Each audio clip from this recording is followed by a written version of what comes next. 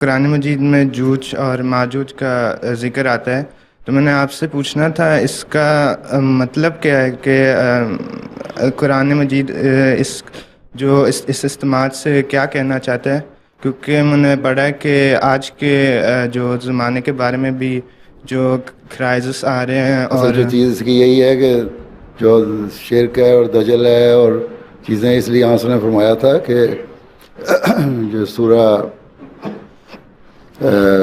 کاف کی پہلی 10 آیتیں اور آخری 10 آیتیں اس زمانے میں یہ تو پڑھنی چاہیے تھیں، اور اس زمانے کے لیے خاص طور پہ جو مسیح موعود کا زمانہ آئے گا، کیونکہ اس میں سارا تم دیکھ لو ان 10 آیتوں میں اللہ تعالیٰ کی وحدانیت اور شرک سے نفی کا ہی ذکر ہوتا ہے.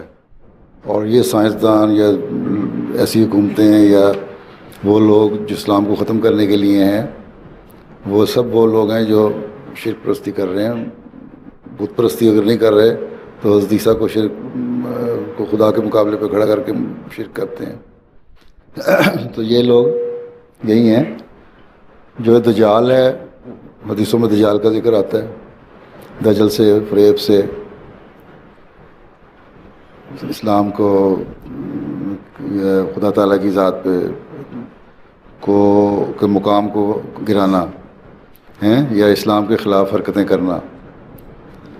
تو یہی چیزیں ہیں. اس لیے ہے کہ تم لوگ اس زمانے میں یہ دجل اور فریب اور سائنس اور ترقی یہ سب کچھ زیادہ ہو جائے گا. اس میں رہتے ہوئے تم لوگوں نے زیادہ سے زیادہ خدا تعالیٰ کے قریب جانا ہے، اللہ تعالیٰ کا قرب حاصل کرنا ہے، دین کا علم حاصل کرنا ہے، اور پھر اسلام کی تعلیم کو واضح کرنا ہے، خدا تعالیٰ کی وحدانیت کو دنیا پہ قائم کرنا ہے. جزاک اللہ.